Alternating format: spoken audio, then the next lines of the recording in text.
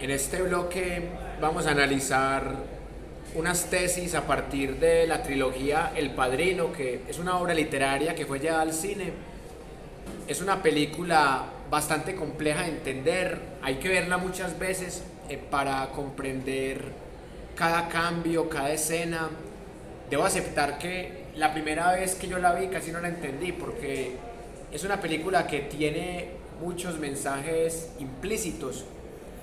Por eso, para que ustedes tengan también una lectura a partir de algunos conceptos, les quiero compartir unas tesis que ayudan a entender un poco el contexto de la película. Podemos ver que la película es hecha en 1972, pero que trata de un contexto histórico muy preciso, que es entre 1945 y 1955. La película en esta parte se desarrolla en Nueva York, en donde hay 5 familias que controlan la mafia de Nueva York. Lo particular es que son familias que tienen raíces sicilianas. Recordemos que Sicilia es el sur de Italia. Y la primera tesis que quiero que analicemos de esta parte primera, de la primera parte de la trilogía, es cómo se llega al poder en la sociedad de Nueva York de 1945. La película empieza en el verano, cuando recién se ha acabado la Segunda Guerra Mundial. Y si bien tienen raíces italianas, también son ciudadanos estadounidenses. Entonces se mueven por una cultura de consumismo, en este caso de consumismo de juegos, lo que llaman ludopatía, adicción a los juegos, y también de consumo de industria hollywoodense, de consumo de prostitución y de drogas. En ese momento, la droga que se empieza a masificar es la heroína. Entonces, la familia Corleone, que es la protagonista de la trilogía, tiene una mafia montada con politiqueros y a la vez con un monopolio de juegos y de burdeles. Entonces, en la primera escena podemos ver que un señor que trabaja en una funeraria llega a pedirle un favor muy especial a Vito Corleone, porque existe una vieja tradición siciliana que cuando hay un matrimonio, el padre, en este caso de la muchacha que se está casando, que es Connie, debe complacer las peticiones que le hagan. Entonces llega un señor a denunciar que unos delincuentes abusaron de su hija, la forzaron a tener sexo con ellos, y Vito Corleone se burla de él porque dice que no hay nada que vengar porque está viva. Con lo que Vito Corleone en esa primera escena está normalizando la violación. Y de entrada podemos ver que son imaginarios que incluso todavía se pueden ver. Lo segundo, que él le besa la mano a Vito Corleone, y eso tiene una explicación histórica. A los antiguos emperadores romanos les besaban la mano como forma de mostrarles obediencia. Al Papa, que es el jerarca del Vaticano, también le besan la mano. Entonces a estos padrinos de la mafia siciliana en Estados Unidos, mire que les besan la mano. En este caso, el padrino, en esta primera parte, es Vito Corleone. Lo tercero, que existe una politiquería corrupta y que hasta la policía está metida con los bandidos. Entonces, no hay forma de denunciar ante la policía porque la policía está con ellos. Esto se nota en varias escenas. Por ejemplo, cuando Sonny, que es uno de los hijos de Vito, el agresivo Sonny le escupe a un agente del FBI su identidad. Imagínense ustedes que un ciudadano de a pie haga eso. O sea, ellos podían hacer eso porque eran mafiosos. Y el policía, otro que está metido con una de las familias y que claramente tiene vínculos con Sollozzo y con Tattaglia. Entonces, este señor que tiene vínculos con Tattaglia se da el lujo de golpear al hijo más querido quizás de Vito Corleone, que es Michael Corleone, que es un marino que estuvo en la Segunda Guerra Mundial peleando a favor de Estados Unidos. Entonces lo quieren mucho, pero a él no le gusta meterse en los negocios de su padre.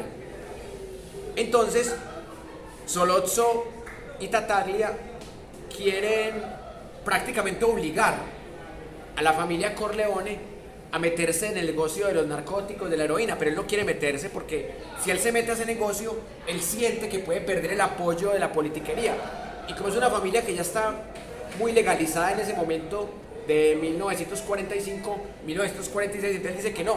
O sea, que él no se quiere meter en ese tema, que lo dejen quieto, que él quiere seguir con la mafia de las apuestas, de los juegos, de los prostíbulos, pero que no se quiere meter en el tema de la heroína. Y de cierta manera ellos pretenden obligarlo y ahí se genera una rencilla porque un guardaespaldas traiciona a los Corleone y por esa traición le meten 5 tiros a Vito Corleone, al padrino, y casi lo matan. Luego llegan a rematarlo al hospital y de una manera muy inteligente, usando su estrategia de marino militar, su hijo Michael le salva la vida. Viendo que hasta sin tener un arma logra salvarle la vida a su padre, pero él queda muy ofendido por la cachetada que le mete el policía y esto hace que Michael se meta en el negocio de su padre y él mismo se hace pasar como alguien que quiere negociar con estos un posible ingreso al negocio de la heroína, pero en vez de negociar con estos mata al policía infiltrado y al mafioso que había sido el responsable de mandar a matar a su padre.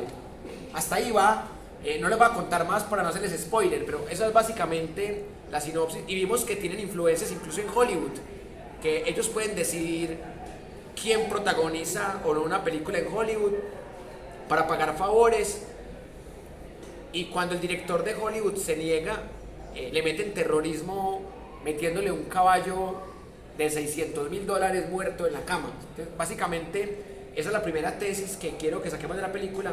Juan Sebastián, ¿tú quieres decir algo sobre la película? Dilo. Papá. Dilo durito para que te escuchen. Papá. Sí. Entonces, ¿tú cuando creíste por primera vez cuántos años tenías? Lo que pasa es que yo primero me vi El Padrino 3, que El Padrino 3 es de 1990, El Padrino 2 es de 1974 y El Padrino 1 de 1972. Entonces, yo entendí la punta del iceberg. Yo entendí la trama del Padrino 3 y yo estaba muy pequeño, yo tenía tu edad. Cuando yo me vi El Padrino 3 yo tenía tu edad, pero yo no tenía el contexto del Padrino 2, del Padrino 1, no tenía el contexto histórico. Guardando las proporciones, eso es como que ustedes se metan a Cálculo 3 sin haber visto Cálculo 2 y Cálculo 1. O sea, yo estoy seguro que no entienden, ¿sí o no? Aquí pasa algo muy similar. O sea, yo me vi El Padrino 3 estando de la edad de Juan Sebastián y yo entendí lo básico y me aburrió mucho la película. ¿Pero por qué me aburrió? Porque estaba muy pequeño, porque no había visto la parte 1 y la parte 2. Y mi padre pues trató de explicarme y ya con eso al menos me quedó la curiosidad. Y ya cuando crecí vi las 3 partes, pero aún no logré comprender muchas cosas. Y después, ya cuando tenía los estudios universitarios encima, la volví a ver. Y ahí sí entendí. Porque me di cuenta que para comprender esta película hay que conocer cómo funciona la mafia. Si usted no conoce cómo funciona la mafia y su relación con la politiquería, le va a parecer una película larga, aburrida, lenta. Y si a alguien le pareció así, pues entiendo, porque es que uno sí requiere no solamente verse las tres partes, sino vérselas varias veces y empezar a atar cabos, porque la película tiene muchas cosas implícitas. Juanse, ¿qué pregunta tienes? No es una pregunta, es que te quiero contar. Yo Sí. me vi las tres partes contigo. Sí, A mí la verdad, a veces me aburre y a veces no. sí. ¿Y por qué te aburría? Porque no estaba pasando nada. Es que es una película que dura 9 horas, porque, o sea, si uno se ve la parte 1, se está viendo el 33% de la película. Exacto, porque se queda la historia incompleta, porque es que es una película que te está contando en cada parte 10 o 15 años. Por ejemplo, en la segunda parte, les voy a hacer un pequeñito spoiler, porque ya la que se pasaba lo hicimos, entonces ya... Por ejemplo, en la segunda parte es supremamente interesante, porque es en el marco de la Revolución Cubana y todo lo que pasa después de la Revolución Cubana. Pero de las tres fue la que más me aburrió. ¿En cuál? De las tres, esa fue creo que la que más me aburrió. La 2. Ajá. Y a mí la que más me gusta, la 2, porque la 2 es donde realmente se nota cómo la mafia funciona, pero la 3 tiene un componente muy importante, que no les va a hacer spoiler tampoco, pero la segunda tesis que yo quiero que miremos en la película es la sociedad que se construye ahí, porque bueno, ya hablamos un poco de las apuestas, de la heroína, de los prostíbulos, del pago de favores, de la importancia de la politiquería. Ahora quiero que hablemos un poco de los imaginarios que hay en la película. Ustedes pudieron notar que hay muchos estereotipos de género. Entonces, por ejemplo, que el macho tiene que ser muy rudo, el macho no puede ser delicado.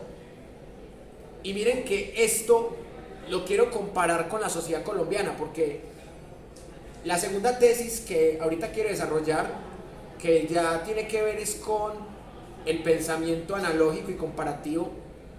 Quiero que pensemos a partir de esta trilogía la sociedad colombiana, porque esa cultura mafiosa que tenemos en Colombia es muy similar a esta cultura mafiosa siciliana que se radicó en los Estados Unidos en el siglo pasado.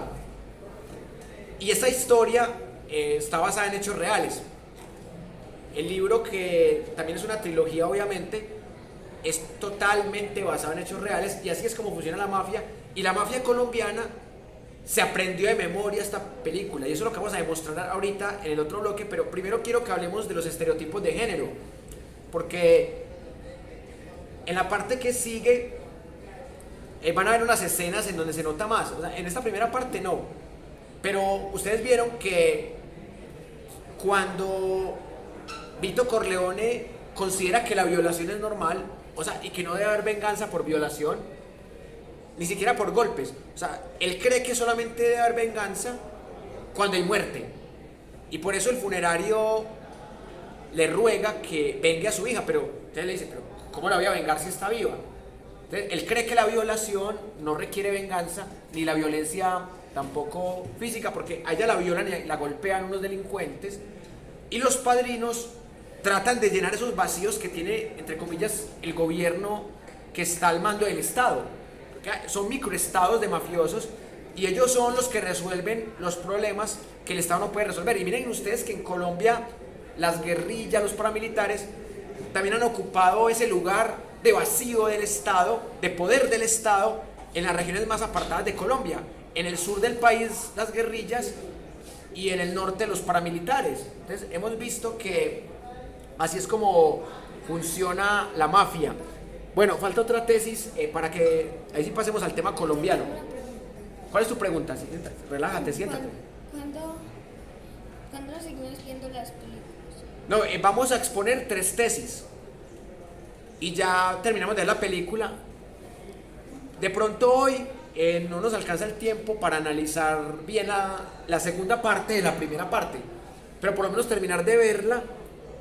Pero ya con las tres tesis que les voy a plantear, vamos a tener algunos elementos de juicio para leer de otra manera la parte final de la película. Papá, Porque yo quería que ustedes vieran esta primera parte sin prejuicios. Porque yo pensaba como hacer esto al principio, pero luego me arrepentí y dije, no, más bien no les hago spoiler y dejo que vean la mitad de la película sin ningún prejuicio, aunque ya pues había personas que la habían visto. Entonces voy a proponerles tres tesis y después de eso terminamos de ver la película y nos vamos. Y ya la próxima clase la terminamos de analizar bien. papá, pregunta es, Sí, pregunta lo que quieras. papá, o sea, terminas las tres tesis y ¿qué hacemos? Y terminamos de ver la película. Y luego terminas de ver la película. No, ya se acaba la clase. De pronto haremos algunos comentarios por ahí, pero lo importante es que por lo menos veamos la parte 1. Listo. Y ya pues ustedes tratan de verse la parte 2 y la parte 3 por su cuenta. Porque Esa son es la 9 horas y tampoco podemos gastarnos 9 horas en solo una película, así sea una trilogía. Pero por lo menos ver completa la parte 1. Porque si usted ve cálculo 1, pues ya de pronto no le queda tan difícil aprender cálculo 2 y cálculo 3 de manera autónoma. Así pasa con esta película. Porque esta película parece aburrida, lenta, pero es un juego de ajedrez. De hecho, yo me la he visto como ya 3 veces y todavía hay partes que no entiendo bien, porque es un juego de ajedrez. Y yo 2 veces. Y yo sé que cuando ustedes la vean por lo menos 3 veces cada parte, van a ir comprendiendo cositas, van a ir atando cabos, y entre más aten cabos y entre más la comprendan, más van a disfrutarla y les va a parecer menos aburrida. Por ejemplo, yo les confieso que esta es mi tercera vez que la veo y la estoy disfrutando más que de costumbre. Hijo, ¿tienes alguna pregunta? Que te veo muy inquieto. ¿Tienes alguna observación? Sino que te quiero decir algo. ¿Ya vas a comenzar la tesis 3? No, es que apenas vamos para la 2. Es que la tesis 1 es la reflexión de toda la película como tal hasta el momento. Entonces, hemos visto el 50% de la película, de la parte 1. Entonces, es como mirar todos los elementos que podemos analizar, desde la historia, que es una película que es de 1945 a 1955 el contexto, así fuera hecha en el 72, que es una película que nos permite ver elementos económicos, políticos, socioculturales, que nos permite comprender la sociedad colombiana, que esa es la tesis 2. Pero yo no puedo despachar la tesis 2 sin haber despachado la tesis 1, porque esta es la tesis 1 apenas. O sea, no hemos hablado nada de Colombia, hemos hablado de Pablo Escobar, por ejemplo. ¿Cierto que no? Entonces la tesis 2 es hablar de la mafia en Colombia aplicando esta misma película. Dime. Muchachito, tiene buen sentido del humor. Siéntate, relájate ahí que ya vamos a empezar en la parte de Colombia. En la parte de Colombia te vas a divertir. Dos tesis. No, tranquilo, respira. Déjase afán, muchacho. Bueno, pero antes de pasar a la parte colombiana, porque este muchacho, para que no le dé un infarto, vamos a pasar a la tesis 2 rápido. Entonces, yo quiero escuchar sus opiniones. O sea, ¿les pareció aburrida, lenta, difícil de entender? Obviamente hay partes que sí son muy entendibles porque son muy de la sociedad colombiana o muy de lo que podemos ver en películas gringas o en películas italianas. ¿Qué impresiones tienen? Hablemos primero de esa parte subjetiva que vieron ustedes ahí, que es una película bastante densa, por cierto, pero yo sé que cuando ustedes vean las 3 partes varias veces van a entender por qué se las recomendé y por qué se relaciona con el pensamiento crítico y con las nuevas tecnologías. ¿Quién tiene el aporte? No, ellos mismos van hablando, ¿verdad? ¿Quién quiere decir algo? No importa que sea algo muy subjetivo, puede ser lo que sintieron con una X escena. Pues yo siento que al principio la película va a un ritmo muy lento. Exacto. Es difícil como la verdad entenderla. Al principio me parece que va muy lento, pero la medida que no le va poniendo cuidado, como que le va poniendo el hilo. Ya, pues eso, o sea, me parece que pasan muchas cosas alrededor, entonces como que también por el ritmo en el que está dentro de la película, a ver, por momentos es difícil como enganchar. Eso fue lo que sucedió. Sí, estamos de acuerdo. Yo sentí lo mismo cuando la vi por primera vez, exactamente lo mismo. Y yo ya estaba grandecito, pues yo ya estaba en la universidad, yo tendría por ahí unos 23 años, y me dio duro entenderla. ¿Alguien más tiene un aporte? El compañero, vea. O sea, la primera vez que yo leí también se me hizo un poco lenta. Esta es mi tercera vez también. Ah, bacano.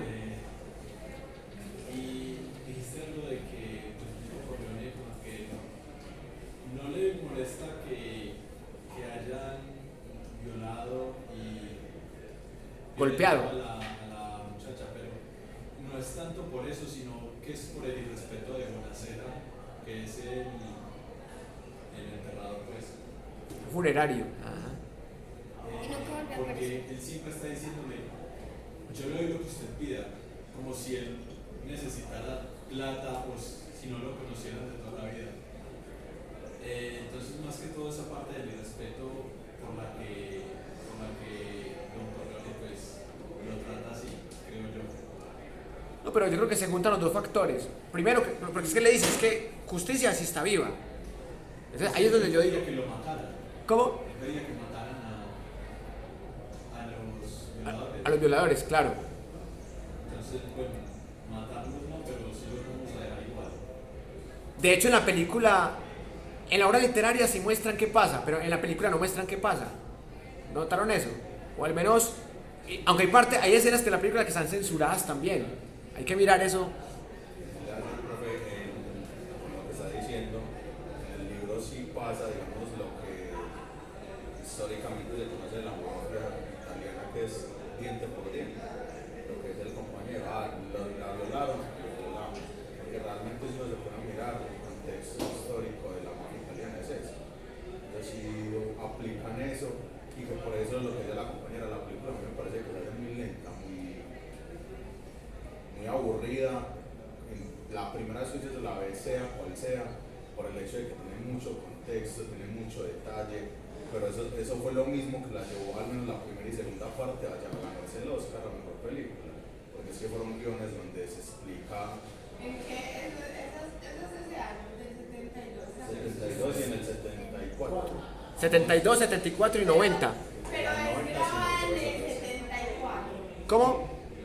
O sea, esa película es grabada en esos años. O más adelante. La película está basada en el 44. 45, del 45 al 55. Esta primera parte. Esta primera parte. Y esta grabada en el 72. Eso. Y la parte 2, que es del 55 para arriba, está grabada en el 74. Ajá.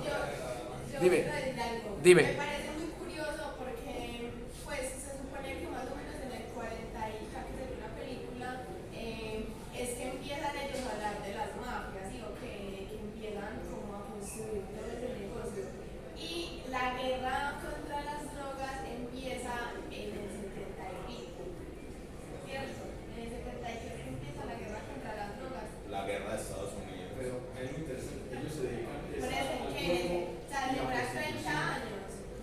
pero antes de eso hubo una prohibición del alcohol, que es ahí cuando verdaderamente empiezan las mafias con todo en Chicago. Pero antes de la formación de las mafias o antes de la guerra contra las drogas. Porque pide que Edman dice como que ahí invierta y más o menos en 10 años estalla el negocio. Empiezan esas de Italia. Y mucho antes. Llega en el 10. Mucho antes de esos finales del siglo Pero es que XIX. hay una isla en Italia, no no tenía como gobierno. Sicilia. Hay una película que se llama Calles de Nueva York, que es de Leonardo DiCaprio, donde ahí sí puedes ver el inicio de las mafias en Estados Unidos. Es un inicio como parcelado. Yo quería decir algo con respecto a la película. A mí sí no me parece aburrida al principio. Sí. O sea, Bueno, la verdad es de mis películas favoritas. La segunda para mí es mejor que la primera. Y la tercera pues está bien.